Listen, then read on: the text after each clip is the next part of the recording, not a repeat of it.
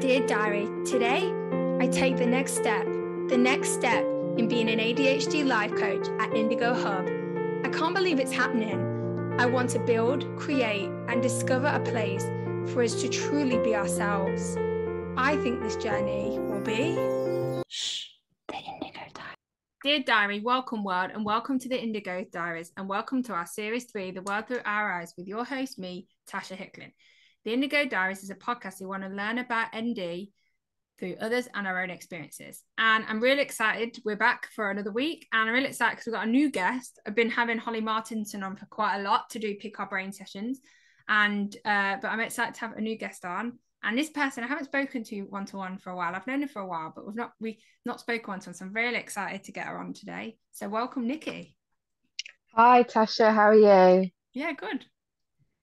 It's good to have you. Lovely to be here. Good. So Nikki's 49, living on the Essex coast in the UK, and is a single parent to her daughter Hope and 2 dogs. She was diagnosed with ADHD at the age of 43, and her daughter also has ADHD. Having always cared so much about everyone and everything, and being a huge people pleaser, her undiagnosed ADHD meant that people were never pleased with her, and this extinguished the bright spark within her. The following years were turbulent, but not without some significant achievements.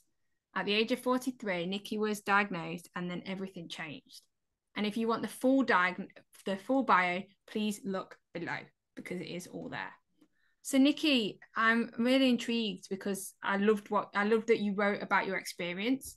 So obviously Nikki is a coach, and I'm just going to say that straight away, but I like that you wrote about your own experience first. So like, what would you say is kind of, when did ADHD come into your life? It's quite a strange one, really, because I still can't remember the moment that I thought, oh, I think I might have ADHD. I knew I was working in the mental health service, secondary mental health services in the NHS. And I can only guess that I kind of did some sort of quiz when I was supposed to be doing some work. And one of the quizzes, have you got ADHD? And it was all of a sudden, it was just like, whoa, I think I've got ADHD. And it was kind of almost like a bit of a joke. Like I felt it was just like, what, I could have ADHD? Because it was, even though I worked in secondary mental Yeah. health services, it was still not known. It was still that perception that it's that naughty boy, really hyperactive boy. That's so for me to have to even think that as a woman I could have ADHD was unbelievable, really.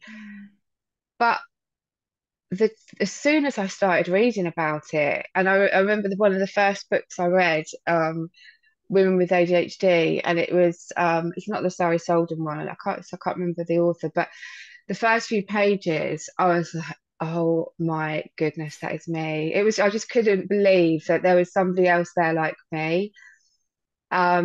And I was in a fortunate position being in where I worked to a certain extent, because there was this incredible consultant psychiatrist who was an expert on ADHD, but unfortunately they weren't able to diagnose people. They weren't commissioned to do ADHD diagnosis, even though secondary mental health services. But he agreed to chat with me about it, and I did the adult self-report scale with him, and he said, yeah, it's highly likely, it's highly likely you do have ADHD, but I had to then go for a difficult diagnosis process, which we all kind of have got our own story about our diagnosis Sure and the challenges. However, I was incredibly, after a lot of doors shut in my face, I was really, really fortunate and lucky to almost beg that consultant psychiatrist at work to take me on as a patient to diagnose me. So I was really lucky. So my diagnosis was challenging in parts, but then it was I was kind of in the right place at the right time to a certain extent, yeah, and got my diagnosis. Yeah, and that's obviously we're quite a few years on now, 6 years on since that. Like, is there anything when you got that, like, to that point of getting to 42 without a diagnosis must have been a lot without that knowledge. Like, what would you say in your life where you look back, like ADHD has just been there? Oh, it's always been there, but it did, like many of us late diagnosis ADHDs, I had a diagnosis of depression and anxiety, really struggled for years and years and years. And school was particularly difficult for me. I mean, I've written a blog about it, my school years, where I just remember when I look back on my school reports and see how so many things it was. I always dreaded my school reports because they were always really negative. But when you look back, it's all ADHD related. And all I remember, I've always cared so much, just care from just forever about everything and everything and everyone. And definitely a people pleaser, always been a people pleaser. So it's just so sad, isn't it, that as ADHDers we go and we're like that, and then we're told off for our executive function challenges. So yeah, so school was really difficult for me. So I can see, I was really trying, but it was always, could do better, it's not going to reach her full potential, all of that, and I come from a family where my eldest sister's a solicitor, and she's really, really clever. Even she always has been, so academically it was really easy for her. She obviously doesn't have ADHD. And I was kind of like, I always felt like the black sheep, the one that wasn't achieving and the one that was, it must have been a shock for my parents. Both my other sisters didn't have problems, didn't have bad school reports. To then get my school reports, it looked like I wasn't trying hard enough. It looked like all of those things. But that wasn't what it was. I was constantly trying. I also had, I moved schools a few times throughout my school life. The worst time was when I was in would be now year 8. So obviously the transitioning is really, Yeah, it's really very difficult. hard. And moving to an area, it was because my dad moved within his job, and I moved to an area that I didn't really like, didn't really know, and certainly didn't know I had ADHD. So I didn't know I had any of these challenges either. So I had a really difficult school time. I really, really, really hated school. And by the time I kind of left school, I left school with 2 GCSEs as well. Wow. I for my other school, I was in top sets for everything, and I was doing really, really well. But moving really impacted on me, and I really, really had a really challenging time. Really, even a bigger time trying to fit in. Mm. And didn't know how to revise, didn't know, I was just completely lost. I knew that there's so much I wanted to do, but that was all just gone. It was all extinguished. It was all just, so when I left school, I just had I didn't know what I wanted to do. And I was, my mental health was bad. It was really, really bad when I left school. I've really felt like a failure. I hadn't gone to university. I didn't know what I was going to do. Yeah. I think that word trying says a lot. I Mm, was trying, it looked like I just wasn't trying, but then you said I didn't know how. yeah, And there's a good saying by Ross Greene that says, if we could, if we would, if we could, we would. And it's very the same as nobody wants to not be able to reach their full potential. And like you said, you had so many ideas, but you just didn't know how to revise or how to do the curriculum. And it from yeah, the outside, it just looks like you're not trying, but actually, if anything, you're probably trying harder. yeah, yeah. And I would, typically lose everything. You Mm. know, School books in an absolute mess, or lost them, or the big one of the biggest achievements when I was at school was we were asked to write something. There was a competition to write something about what it was like being a teenager in the 80s. And I wrote this, it was for the Times educational supplement. And it was a competition Mm. across the country. And I wrote about, I mean, I was a vegetarian and I'm a vegan now, but but talked about being a vegetarian and my love of animals. But I also talked about going. I went to London and I saw for the first time saw the homeless people on the streets, and how that impacted me and how I felt that, I wanted to help these people, and that one day I felt that I would be helping somebody. So the whole piece was kind of really emotive, and also, just talk about how I just wanted to help people. And I won the competition, and I was published in the Times Educational Wow. Supplement. And it was like, for me, because I was being true, it was none of it was forced on me. It was just what I was feeling, and it really was what I was feeling. And I kind of forget about that sometimes when I think about writing now, that I actually, if I write from the heart, then it kind of, it flows. When I'm trying to be something I'm not, that's when there's that, it Yeah. doesn't connect. And also I remember getting an A in my in an English oral exam, because it was a for and against fox hunting. Mm. And I found it so easy, because I just felt so passionate about it, that I was able to do that. But a lot of the school time, yeah, I had bad relationships. I made bad decisions. Yeah, it was a turbulent time, definitely. Yeah, but it just shows you that when you're true to yourself, the passions, and you align all that, just look, you won Exactly. an award. You got in the Times, you got an A. When you are yourself and you find your way and your systems, it look what comes, because you're not fighting against anything, are you? You just being you. Did it carry on being quite turbulent after school? Yeah, it did really. I started working. I did have a good time. I did a lot of socializing, a lot of going out, and doing things I probably shouldn't be doing. I worked first of all started working in retail, Mm. just because it was just a job, but Yeah. actually I really loved it as well. I did love a lot of that. And then yeah, I it did a lot of things went on. I worked in different jobs, retail, banks, which it's probably the worst job that I could have ever have had. Um, and then working in recruitment for a number of years. But yeah, quite a lot of significant life events happened during those times that did have an impact on me. But I think in terms of, yeah, my life was kind of in chaos in terms of, when I look back to how my life is now to what it was then, it's like, Mm. whoa, since I've had my diagnosis, that, well, everything just being in chaos, and everything everywhere, and never been able to find anything, and not knowing myself, and also being that people pleaser, always helping everybody, but literally leaving not even one little thing for me. Um, so that kind of had its impact, yeah.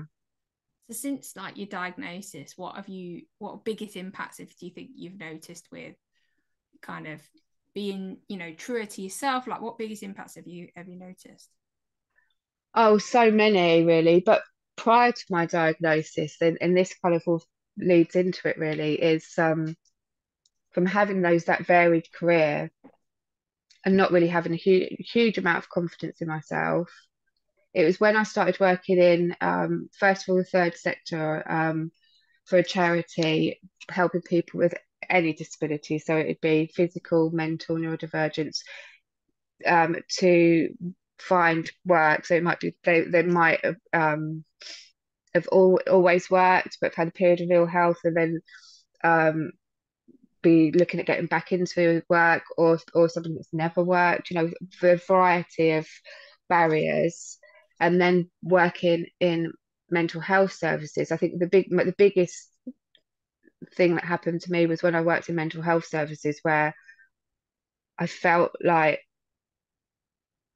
I was kind of coming into my own, in terms of, um in terms of my confidence, in terms of my passion, in terms of, so I think there was a real, just kind of like, prior to my diagnosis, working in that environment with people, with mental health problems, with neurodivergent people, and all of my kind of experiences that happened in my life, kind of, it all just kind of made sense. And I just actually, for the first time, felt really good at something, really good at something, really good at connecting with people, really good at understanding, well, just naturally having that understanding, of the difficulties people can have. But I didn't really know for me that I had ADHD. Yeah, I didn't know that was the problem that I'd had.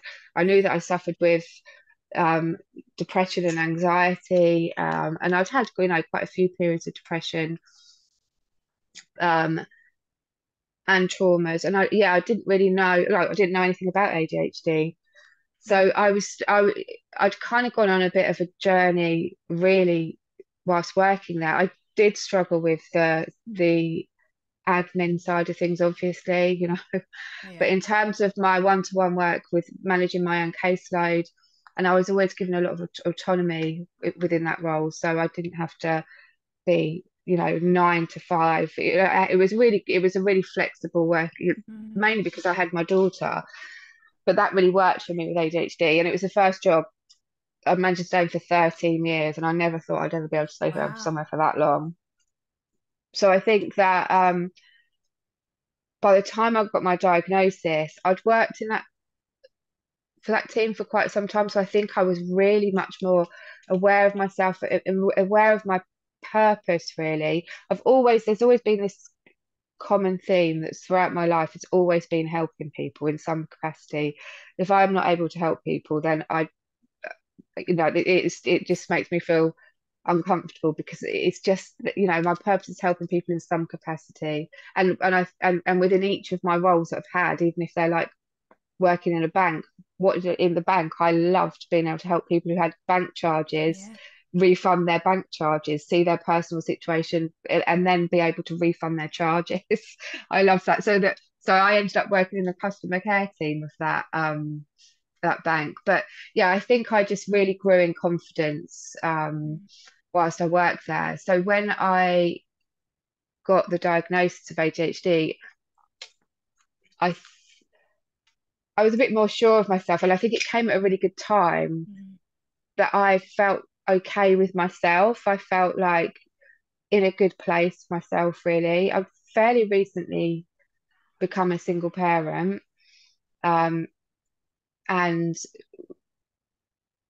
I was really starting to learn about myself, Mm. and how it was for me and my daughter.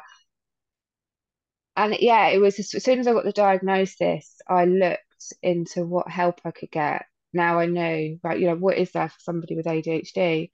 And I came across the ADHD coaching. Mm. Um, because working in employment services, I helped people look at access to work funding anyway. Yeah. And it was a little known resource actually back then. Mm. Um, but when I came across this ADHD coaching, quite a number of years before that, I'd done a life coaching diploma, and before, when my daughter was a baby. So I knew what coaching was, and I loved, I really connected with coaching, and I always knew that I would have my own practice. Always Mm. knew that, and I always knew what it was going to be called. Um, but I didn't know what it was going to be about or what my niche Mm. was. But so when I saw about ADHD coaching, I was like, that's it. That's what I need. I knew that's what I needed, because I Yeah. didn't need anybody telling me what to do, because I knew exactly what to do. Yeah, it was just working through it and maintaining it, and that consistency and that accountability. Yeah. Um, so yeah, that was I was pretty lucky really to get coaching quite quickly. I think timeline, I haven't got a clue. Couldn't tell you how long it took me from when I thought I had ADHD to my diagnosis to then having coaching. Not got a clue. Time But I flies. think yeah, absolutely. But I think it was quite quick. Mm. Um, and that's when it all changed. When I got my ADHD coaching, and I started to really learn about me and my Mm. ADHD, and it's been transformational, and it's the journey that I've been on. It's like I say, when I look back to how things used to be, like my house, I went on a huge like mission to minimalize everything. I can't even tell you, I got skips outside, I got rid of Wow. so much stuff. I can't even tell you how many dump runs I did. I just got rid of so much stuff. And I really worked through, yeah, try and have less stuff, um, trying to have places for things, because Mm. it's just this whole thing when I used to go out to walk the dogs, and I'd be like, do you want to go for? I can't say because the dog got walkies. And sometimes they'd have to wait half an hour to an hour by the time I'd found the lead, found the poo Yeah. bags, didn't know where anything is. And they'd be like, oh, are we actually going out? But now, like, everything, I've got places for everything, and I just Yeah. know where everything is now. And yes, sometimes it goes all upside down, but, um, but, it's just working through that and understanding that, no, I'm not just messy or untidy and lose things. There's a reason. There's a reason why I do that. And just that understanding how my brain works and just I was really, really lucky, and I've been really lucky throughout my whole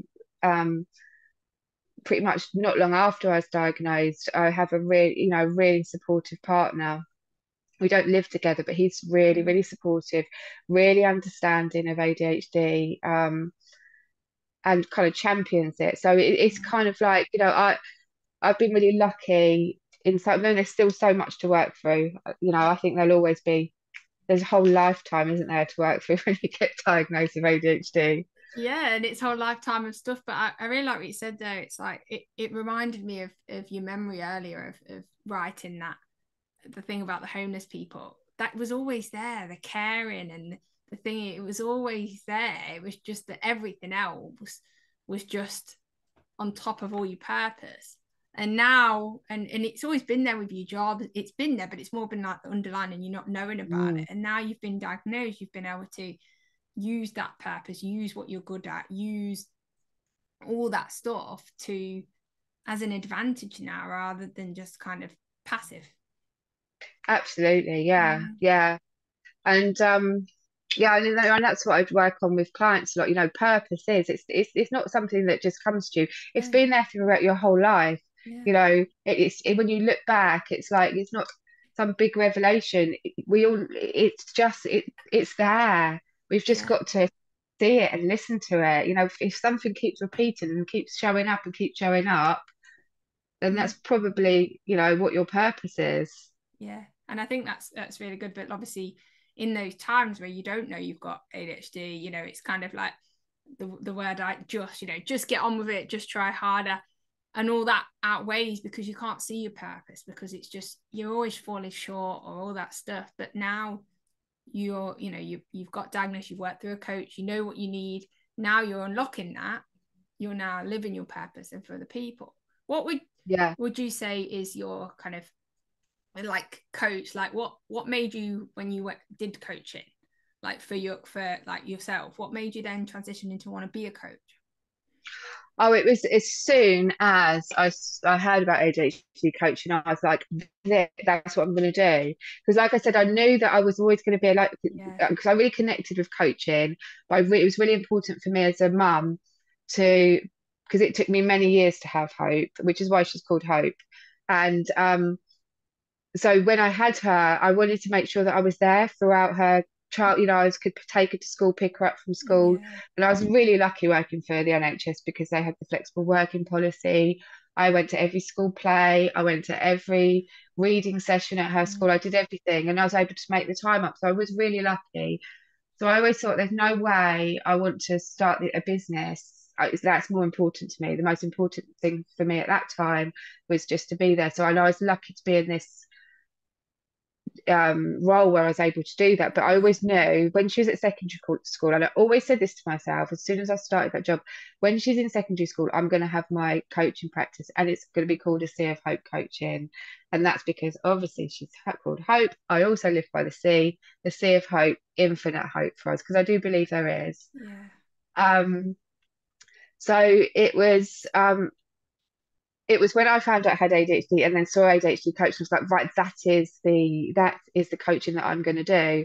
But I definitely wanted to do the work first myself. It was Yeah. really important for me to do work on myself, knowing because I've always worked on myself. I've always had all of the self-help books, everything, but I didn't know that I had ADHD. So I had all the Yeah. wrong ones, really.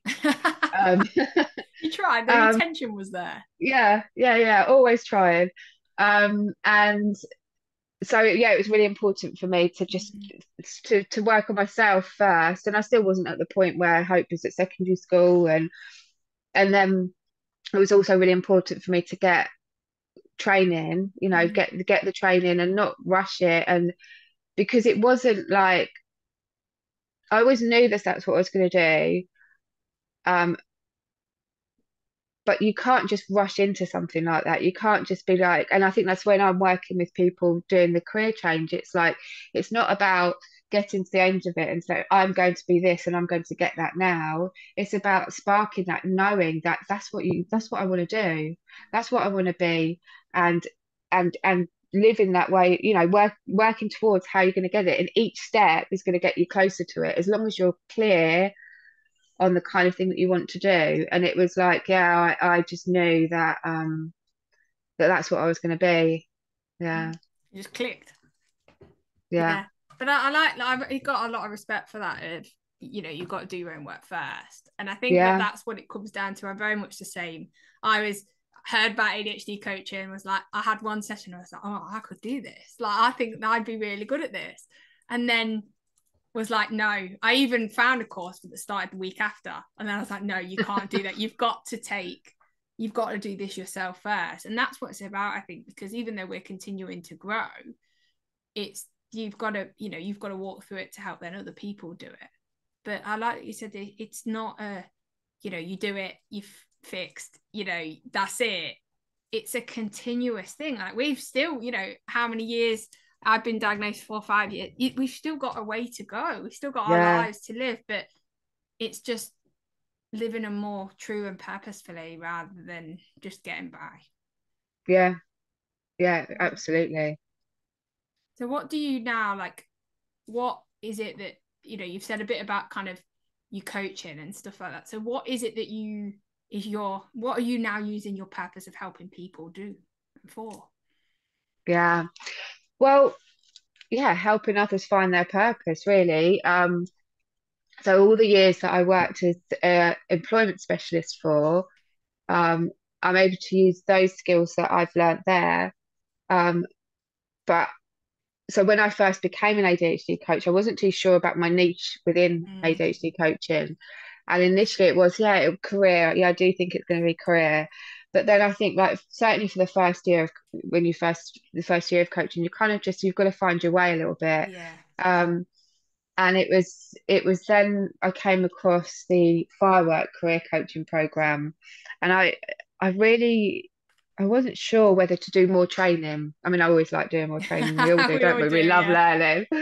But it's like, do I spend out that much more money do because I've got all of this knowledge. I've worked for, it was like 16 years just in supported employment, and before that in recruitment. I've worked for so many years in this field.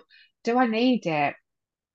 Um, and I'm so glad I did. Yeah, I'm so glad I did, because it is just the most wonderful program. It really is an incredible program that made me realize for so many years we were doing the wrong thing. Because, in terms of, so many people like looking for a job, or, it's doom scrolling on Indeed, feeding Mm. into those insecurities. Oh, there's nothing out there. Um, I haven't got these skills. I haven't got these qualifications. I can't do this. I can't do that. Putting all their own barriers up. And this program, so the bring the ADHD coaching into this career Mm. change firework program, and it's really is transformational. I mean, um, you do a lot. There's three phases of it: explore, dream, and discover. And the explore phase is like a really, really sort of deep, like reflective stage, like looking at, what your Mm. strengths are, but not in a way that we used to do, like when you're looking at a personal profile on a CV and you're just plucking words out of generic words out of something that don't really mean something. So many people's CVs don't actually Mean reflect them. anything, They yeah. mean nothing, and they don't even connect. They don't even connect with them. Yeah. So this process that we do through a series, lots of different types of exercises, from visualizations to guided meditations to lots of different exercises. So we go through a process where people are really clear on what their skills are, what their strengths are, what their work motivators are, what their ideal day looks like at work, what their ideal day looks like in life. And we put together these canvases. So you have a Mm. life canvas and a work canvas. So you're really clear on who it is that you are, and what you bring to the world of employment and career. You know, you've got something to evaluate future life and work choices against, not a job specification or a CV that are all just words that mean nothing. So the first phase is like a really, it's quite, you know, there's a lot of work that has to be done in the first phase, but that's the bit that's missing in everything that's been done before, I think, is that somebody just goes straight into the discover phase. We've got the explore, we've got the dream. So then in the dream phase, we're looking at possibilities, we're really opening up and there's no constraints. We don't, you know, we also look at the first phase. We have an ideas bank, so any idea, any concept, any type of job, you know, nothing is too big, because we're just really opening up, because so many people are like, I would like to do that but can't do that because it's too far away, or that I haven't got enough money, or, you know, all of these constraints that people put on themselves that actually is not, they're not true. They're based on possibly somebody else's beliefs, and that, you know, without any, you know, substance really. So quite often people go straight into discover. Well, what do I need to look? And the discover phase, in another way of doing it, is looking online for jobs. Yeah. Within the career coaching program that we do, the discover phase isn't looking at job boards and stuff really. It's really about connecting with people, but you're doing it after really being clear on who you are and what the possibilities are and where you want to go, and where, you know, and your sort of bridge from where you are now to where you want to go. And I think the ADHD piece that comes in, because Firework isn't a program that's designed for ADHD people, but it definitely is brilliant for it. But the ADHD coaching part of it, you have to do the work on your ADHD first before you go. Yeah. Because again, if you're going to, again, like the, you know, going out there looking for work and careers, and you don't know anything about your ADHD, you're not able to even think, you can't advocate for yourself. You can't actually, from a point of strength, you can't say what strengths you bring. If you're looking at accommodations for some within your workplace, and you're going from a point of weakness, like, well, I'm not able to do this and I'm not able to do that and I can't do this and this is difficult, rather than, this is how I work best, this is how my brain, these are what I need in order to be able to, you know, excel. This is, you know, just being really clear on who you are, what you bring to a workplace, because as we both know, we have incredible strengths. Yes. As neurodivergent people, we do, and we bring that innovation to the workplaces. We bring the creativity. We, you know, we bring so much, but when we're sort of made small, and it's very difficult. So yeah, I think we really need to kind of do that work on your ADHD first, really know who you are and what you bring, Yeah. and then go through this program. And it's something I've always been passionate about, people working, going back to the mental health services. When people would come through to the employment specialist, they'd have had significant therapy, they'd have been under psychiatrists for their medication. And it was the employment service part was the kind of final piece. Now, if you weren't able to help people find the right environment for them, for something that they do connect with, for something that does make a difference to their mental health, all of the other work that's been done could just be undone by that one workplace that's wrong for them. So I've always been hugely passionate, because I've seen it so many times that just people's lives change when they work in a place where they feel they're connected to, and there's that passion and there's that interest and the right environment. It just changes. So I've always had this huge passion, and now I've got this amazing program to take people through. You know, it's really transformational. I really feel passionate that so many people could benefit from this kind of, you know, work on their career, rather than just jumping straight into the discover, feeling not their best self, and go, you know, quite vulnerable, aren't they? Quite vulnerable going into to the workplace when they haven't done that work. And it reminds me of like when we were talking about the school, right? Because when you're at school, you're just discovering, you're just kind of getting by, doing what you can. And when people are like, oh, you know, you're going to go to university, or maybe it's the next step, we're not invited so often to explore and figure out who we are and to dream. And it seemed, and you know, I'm just relating it back to the age group I work with, but it's the same thing, right? You've got to be able to find your purpose. Yeah, And that's what I'm seeing here. You're almost helping people to connect to who they are, connect to what they need to do, what works best for them, and helping them to find that. And that's really crucial, because I find that we all just spend so much time trying to find it, but not a lot of time actually sitting back to what is we're trying to find.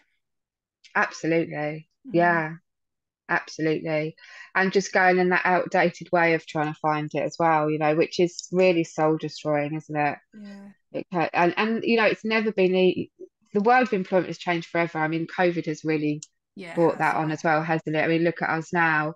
Um, and you know, both of us running businesses from home, you know, we can Yeah. have clients wherever, you know, it's never been easier. And it's not about, so the new jobs are being created all the time, and the hidden job market is huge. You know, 80% I think around is, you know, jobs are hidden. People don't even, when you think about the job descriptions, the personal specifications that are put out or you've had when you've had a job, they're never true to what the job is. No. They're just somebody thinking, oh, maybe we could need that. I'm not sure about this, not sure about that.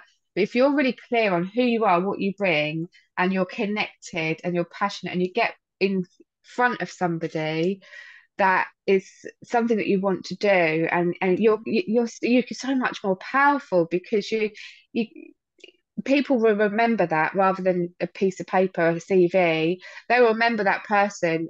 I mean, we do, like with the career coaching, the informational interviews, you Yeah. know, connecting with people that are doing that already. People remember that, and then they will know somebody else that knows somebody else. They'll remember that person that's got that passion for that subject or that career.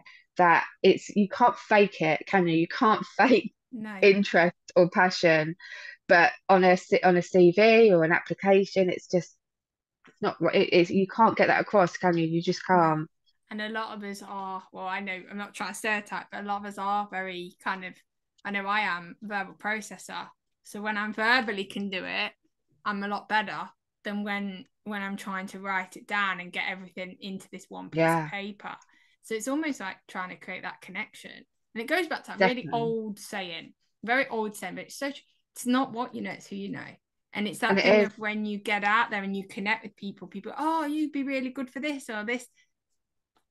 Yeah, because people, the jobs, then, not saying new jobs are created all the time. So, you know, Mm. if you're thinking about just types of jobs that have been around forever, it's evolving. The world's just changing, isn't it? Yeah. So it's about really being clear in who you are, what you bring, and yeah, just know that there is a lot of possibilities out there. There really are. There's and it's just, but it's having, I think with the coaching, and also when I worked as an employment specialist, I've always helped people with that hope piece, you know, that, because I've seen so many people with so many barriers, significant barriers, Mm. find that thing, you know, and also when I was just working in a locality in a very, very sort of deprived seaside town, with the view that there was no jobs, no one, there's no prospects, there's nothing, I'll never find a job. And I saw time and time and time again that not be the case, you know, but you have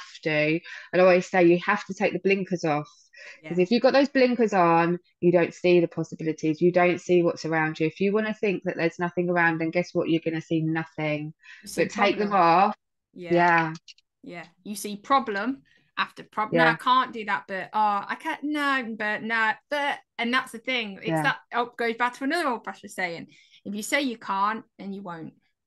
Exactly. And it is very, very difficult to do career, you know, to find Yeah. employment or career change on your own, because you're stuck in your own head with your own barriers and Mm. other people's voices around you that aren't necessarily championing you and cheering you on. So working with somebody is, I think, Yeah. really incredibly important. Yeah, Yeah, and it's about finding your person to be able to do that. Any it is. very good discussion here. I've learned quite a lot, to be honest. So any last words or thoughts that you kind of your own stuff that you want to get out before the quote?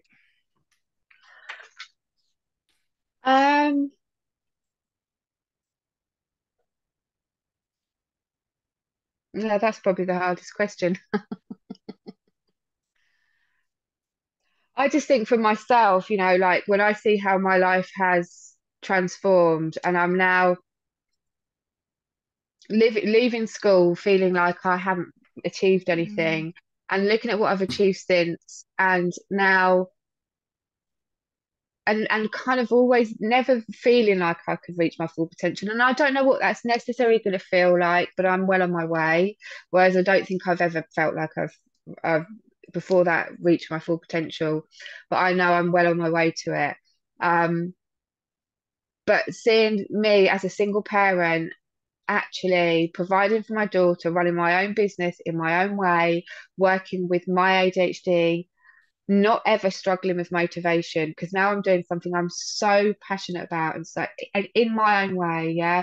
No stupid reports or pointless administration, all things that I have created that work for me, that it's yes, of course it does feel like work a lot of the, but it kind of doesn't either because I love it. I genuinely love it. So whereas I really did worry about whether I would have that motivation to run my business, I've never ever not had that motivation from the moment I start. I took a risk as well. If I'm honest, I took a big risk.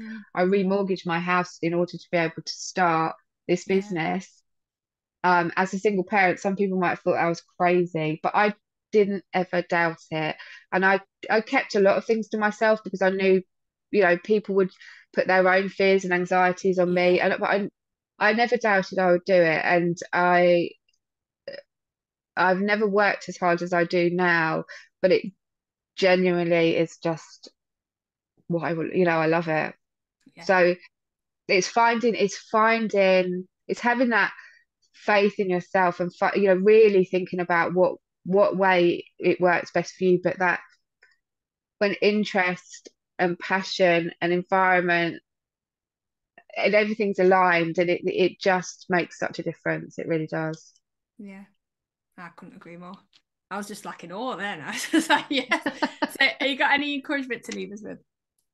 Yeah, so this is a quote by Steve Jobs, the founder of Apple. Your time is limited, so don't waste it living someone else's life. Don't be trapped by dogma, which is living with the results of other people's thinking. Don't let the noise of others' opinions drown out your own inner voice. And most important, have the courage to follow your heart and intuition. They somehow already know what you truly want to become. Everything else is secondary. I don't know what else to say. Speechless for the first time ever. Thank you so much. Thank you, Tasha. I just love talking to people and getting to know people on like that deeper level. And there's nothing better than when you force yourself into a meeting to talk for an hour on a podcast. There's the pressure, you just start talking, but it always ends up with such a great thing where people just really excel. So I thank you so much for sharing your story because I know I related to a lot of that and I know other people will as well. Thank you, Tasha. No, thank you. And we leave today's diary with another amazing story and a lot of things that we can reflect on and go back to. And in 2 weeks, hopefully 2 weeks, but you never know with me, we'll be dropping a new episode. If you're interested in becoming a guest or you want the world hear your story, then please reach out through our social media avenues and email. I hope you come back, learn, listen, and experience the world through not my eyes, but ours. Why not? Thanks again, Nikki. Thanks, Tasha. And we're out. Dear Diary, as Indigo Hub's process goes on, it makes me stop and wonder, could there be more for us? More light, more experience, and more ways to see the world through our own eyes? I think this journey will be... Shh.